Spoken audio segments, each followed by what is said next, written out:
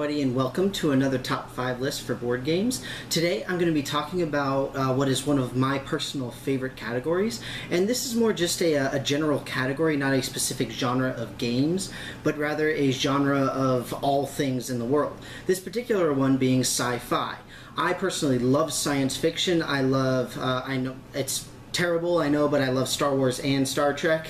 All of this kind of stuff. It's so great. I love it so much. Incidentally, I also love Doctor Who, arguably more so.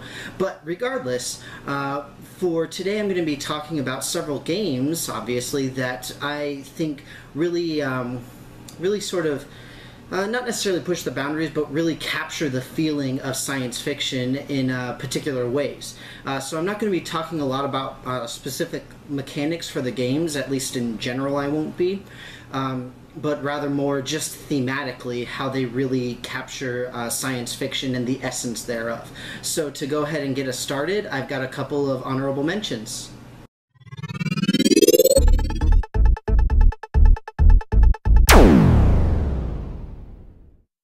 My first honorable mention is one that I haven't really talked about a great deal, but it's one that's really fun to play, and it is in a format that a lot of people are very familiar with. The game is Level 7 Escape. This particular game has several expansions that have come out. I unfortunately don't have any of them, but it works as a tile exploration game, very similar to things like Mage Knight and those kinds of games.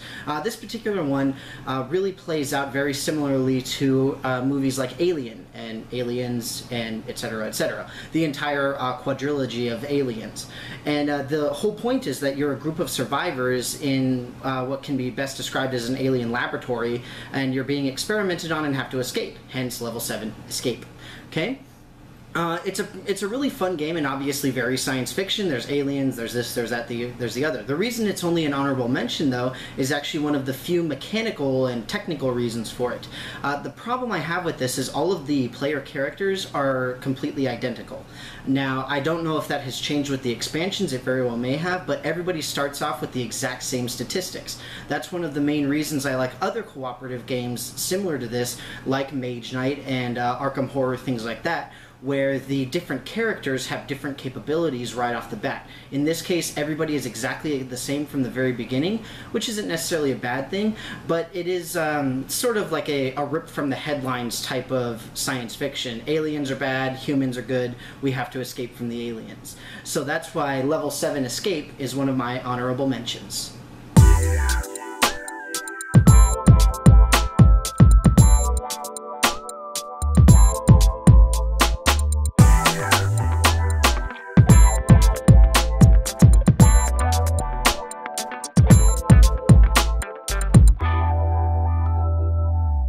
My second honorable mention is from a exceedingly popular intellectual property and a very, very popular game design company. It is the Star Wars X-Wing miniature game. Okay, so this is a really, really fun game. It's from Fantasy Flight, which has the essentially all of the board gaming as well as role-playing rights to the Star Wars franchise, which is pretty impressive if you ask me.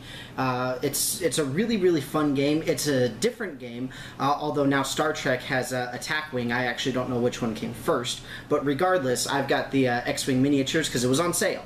Okay, it's a really fun game though. It's for only 2 players, which is kind of meh, but one of the cool things is they keep releasing new miniatures, different ships, all that kind of stuff that you can play with.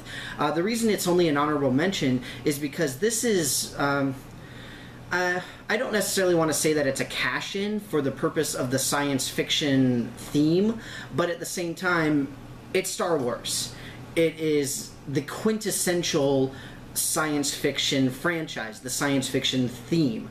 Okay, there's not really a whole lot of new ideas within this. I mean, it does have interesting mechanics as far as, you know, you're moving the spaceships around, they have different speeds, all that kind of stuff. But for the purposes of the game theme itself, just like with Level 7 Escape, you can't really get any more stereotypical science fiction than Star Wars. But again, that being said, it's still a great game. Lots of expandability with the new ships and all that kind of stuff. Lots of fun.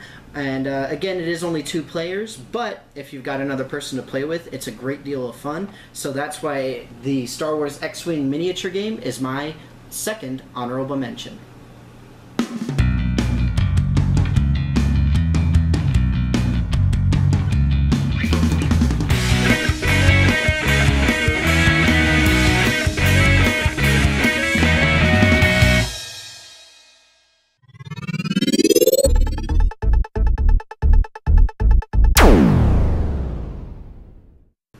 At number 5, I've got a game that I only very recently acquired, partially because it's been in and out of production and all sorts of crazy stuff like that. I won't really get into it. Long story short, the game is Space Alert. This is a wonderful, wonderful game that I found when I pretty much first started purchasing major strategic board games when I started school. And this particular one really caught my eye because it has a very interesting way of going through the game. It's really nice because you can play it solo, and part of that is because it works off of a CD. You play different tracks that indicate the specific mission that you're on, and everything is on a timer within the audio track. So you and your compatriots, if you have any, are going as quickly as you possibly can to fix any problems with the ship or try to shoot down the bad guys, fix the core, whatever it happens to be, right? It's a really cool game. It's a really unique way to play this type of game, but I mean, I guess it's hard to not say any of these are not quintessential science fiction games, but I mean, you're talking about a lone spaceship out in the middle of nowhere in the mysterious beyond type space, and something goes wrong and it has to be fixed. So that being said, it is a wonderfully designed game. It's really fun to play, and on top of that, it's very, very fast. The one major issue that I have with it is it's pretty difficult to play if you're not used to like a really fast-paced, have to make decisions on the spot immediately and really go and do something to fix whatever the issue is. So for all of those reasons, Space Alert is my number 5.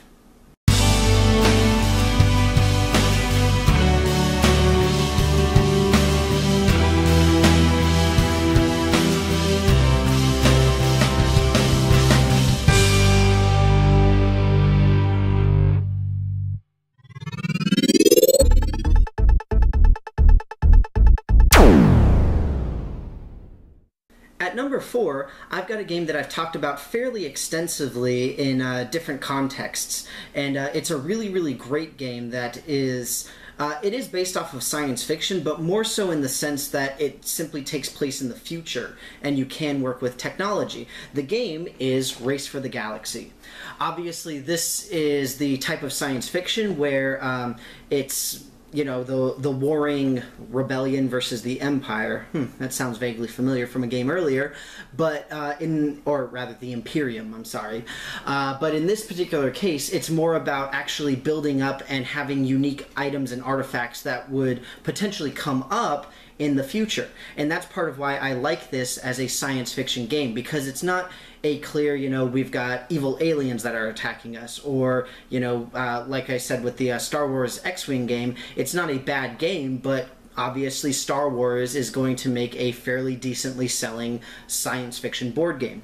For this particular one, we can see things, you know, like the terrestrial robots, for example, going through and making a world usable when you otherwise would not be able to use it, stuff like that. This seems to me that a lot of the technological progressions within this game make sense for what we are potentially going to see in the next, well, basically century or two. It's going to be a while, but we'll still eventually see them. And not only that, but the way the game plays is really nice. You know, the second expansion added in the solo rules. I believe it was the second. I might be wrong on that. But either way, it's got solo rules, which I love. It's a wonderful game thematically. It really hits the nail on the head regarding the science fiction aspect, because you really feel like you're in a futuristic world and trying to settle all of these new places, and you know, you just have sort of the feel that you're not necessarily out of time. I don't want to be really dramatic and exaggerative on it, but it's just in general a very well-crafted science fiction themed game, and that's why Race for the Galaxy is my number 4.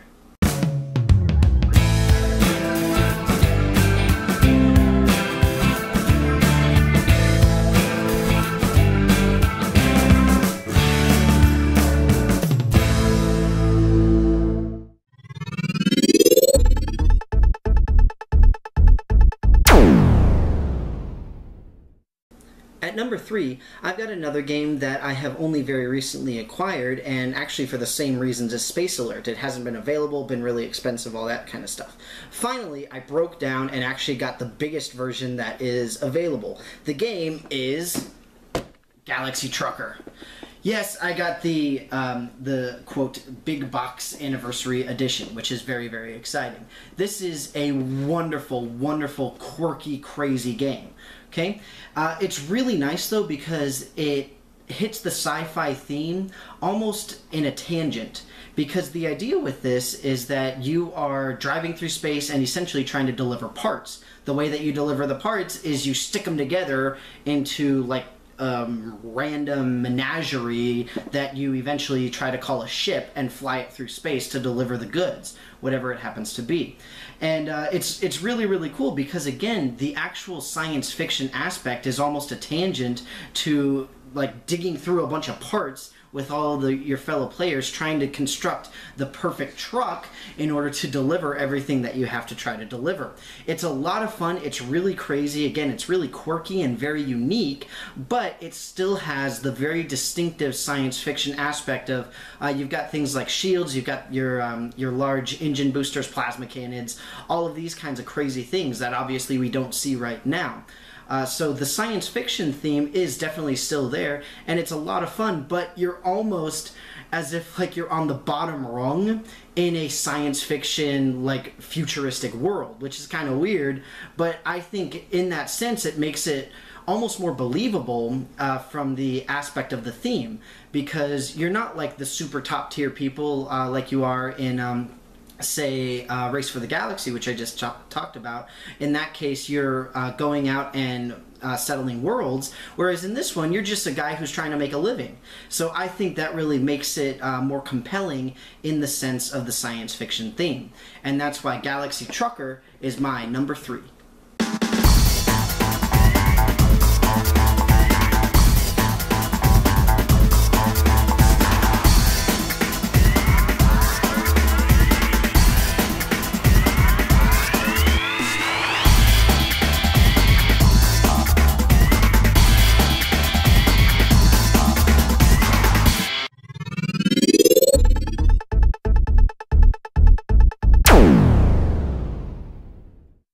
At number 2, I've got an enormous game that is a ton of fun to play, but a real beast to set up and get ready for and organize and all this kind of stuff. It's probably one that many of you have heard of. It's a very popular game, very high up on Board Game Geek, and it is called Eclipse. This is an absolutely tremendous game.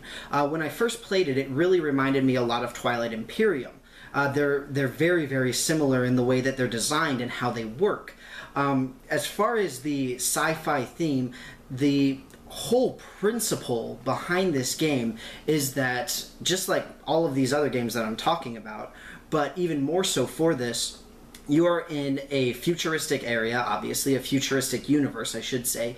You're playing as some alien race and trying to take over your little section of the galaxy. One thing that I really, really like about this game is you can really see the expansiveness of the worlds that you're going to and the area of the solar system or galaxy or whatever it is. In the case of something like Race for the Galaxy, you're settling worlds or you're building developments or whatever it is, but you don't really have a scope of comparison to really look at what's going on. Whereas with this, you've got a completed board made of hexagons, and you can really see the scope of all where the worlds are, how massive of an area that you're looking to, moving your ships around to try to defend your territories. It takes a lot of really, really, really tried and true and tested mechanics and puts them all into a wonderfully packaged science fiction theme. That being said, it is by no means for the faint of heart. If you are not used to any sort of really major strategy, do not try Eclipse. It is very, very difficult to really get into if you either haven't played it before yourself or don't have somebody else who has played it and they're able to teach you how to do it. It can make it very, very difficult. That being said, if you are able to really get it, then you've got technology upgrades, you've got hull plating, you've got better engines, better energy cores, better weapons, all of that kind of stuff. Anything that you would expect to see in any sort of massively technological thing is all in here, which is wonderful. I love it. It's great. And again, very, very, very science fiction. That being said, just like with several of the other games I've mentioned, it is I guess, for lack of a better term, believable science fiction. I can really see myself in this type of world working with these things and going through all of these steps and looking at the technology trees and seeing a logical progression from the lowest technology, which is obviously more advanced than we are now, but going to an even higher one. So for all of those reasons and several more that I don't really have time to talk about, Eclipse is my number 2.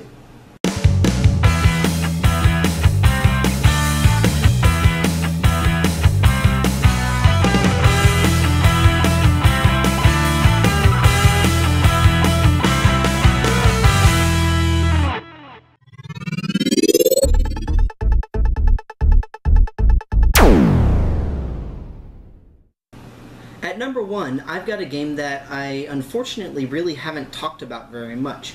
I say that it's unfortunate because it's my absolute favorite game of all time. So finally, when I get categories that it actually fits into, it can tend to be a lot closer to the top. In this case, the game is Cosmic Encounter. Now, like I said, this is my absolute favorite game of all time. This particular one is the Fantasy Flight version. There are several other versions of this going all the way back to, I believe, the 60s or the 70s. I personally have the Fantasy Flight version and the Avalon Hill versions. The reason that I love this so much is because, obviously, like most of the games that I've mentioned previously, you start off with a base race. You start off at a starting point of some sort. Primarily you can compare it to Eclipse, where you've got your humans, your basic people, and then you've got aliens that all have different capabilities. With Cosmic Encounter, if you can manage to get all of the alien powers that have appeared throughout the years, you can get literally dozens and dozens and dozens of alien races that you can potentially choose from to play this game. And one of the really nice things is that even though the game mechanics have changed throughout the years, some of them have been brought in and then removed later on. Like there was one really weird thing about moons. It's just crazy. Don't worry about it. But either way, even if a lot of the mechanics don't necessarily fit for what you're doing, you can either add it back in order to play an alien power that utilizes that system, whatever it happens to be, or you can just not bother with the alien power. But like Eclipse, one of the reasons I really enjoy this game is because it gives you the feeling of a really expansive universe. You don't just have humans fighting humans. You don't just have humans fighting Martians or something along those lines. But like I said, literally dozens and dozens, probably a couple hundred, maybe not quite that many, but a lot of alien races, which just shows, you know, the human race has expanded, moved on, gone and seen lots and lots of different alien races that you can now not only interact with, but actually be for the purpose of this game.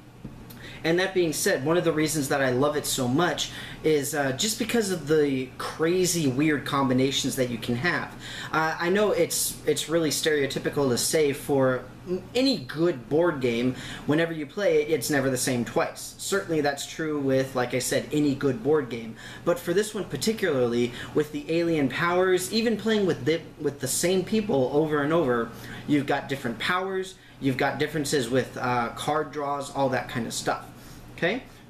And part of the reason why I have both sets, the Fantasy Flight and also the Avalon Hill, is sometimes I'll combine the cards or the pieces and that kind of stuff. I know it's not a great idea to do that, but one of the things that I really miss with some of the older ones are a lot of the attack cards, the kickers, all those kinds of things. I think they added a lot more to the game, and it made it a lot more better, a lot interesting. So I liked it more. But even so, Cosmic Encounter still remains my favorite game of all time for various reasons, not the least of which is that I personally think that it is one of the best science fiction based board games in existence at present. So for all of those reasons, and absolutely more that I could go into a lot more for purposes of this game particularly, Cosmic Encounter is my #1 science fiction game.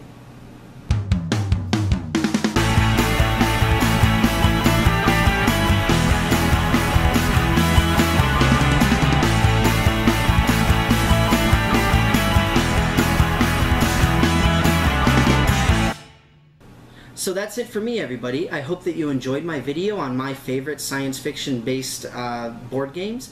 Thank you very much for watching it, and I will see you next time.